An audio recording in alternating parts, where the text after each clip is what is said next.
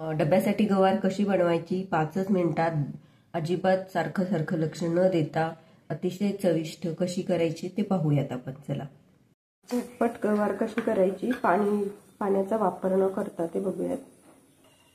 तेल टाकून घेतलंय, थोडीशी मोहरी, जिरं आणि बारीक चिरलेला लसूण.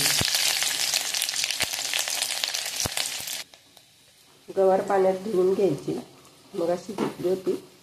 आता याच्यामध्ये गवार टाकून घेऊयात. आता याच्यामध्ये तिखट वगैरे आत्ताच नाही घातलं तरी चालेल.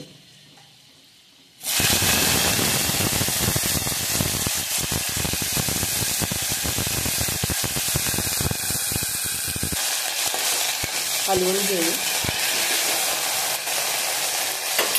मीठ आणि हळद टाकू.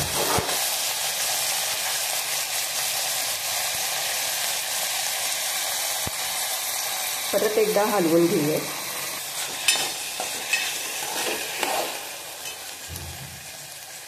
आणि आता ह्याच्यावरती ताटात पाणी ठेवून वाफ काढून घेऊया त्याला.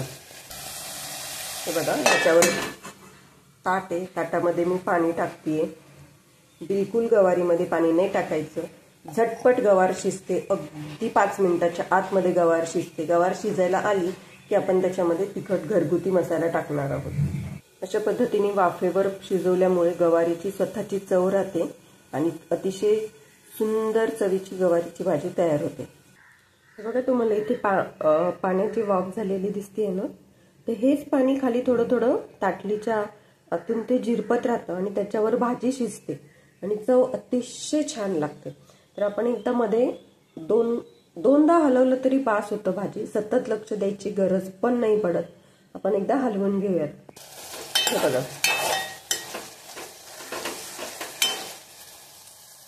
बिलकुल भाजी खाली करपत नाही आणि काही नाही. परत झाकण ठेवून आपण शिजून देऊ. भाजी जरा शिजत आली की तिखट टाकून घेऊ. मी आधी तिखट नाही घालायचं याच्यासाठी म्हटले, कारण मग काय होतं ना, घरामध्ये ठसका वगैरे उठू शकतो, म्हणून म्हणले. आता भाजी शिजत आली, अजिबात वेळ लागत नाही भाजी शिजायला. हे हलवून घेऊ आणि परत आपण ताट पाण्याच्या वाफेवरती अजून हे सर्व मिक्स होऊन शिजून घेऊयात. थोडीशी कच्ची वाटते मला.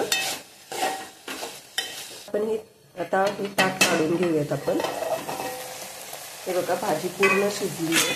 आणि तुम्हाला अजून एक सांगतो, जरी तुम्ही सुरुवातीला ताट ठेवलं आणि शेवटपर्यंत नाही काढलं तरी भाजी खाली करपणार नाही. आता याच्यामध्ये शेंगदाण्याचं कूट घालून घेऊ. भाजी आपली तयार आहे. कूट हे जाडसर पाहिजे, खूप आमटीला घालतो असं अगदी बारीक नको. हलवून घेऊयात आपण.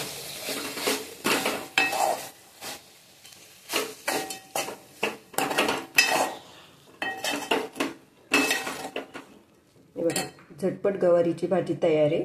मी आता डब्यासाठी केली आहे. 5च मिनिटं लागतात व्हायला. मी आता डब्यामध्ये काढून घेते गवार. हे बघा, झटपट गवार तयार आहे डब्यासाठी. 5च मिनिटात होणारी, पटकन सकाळच्या गडबडीमध्ये होऊन जाते.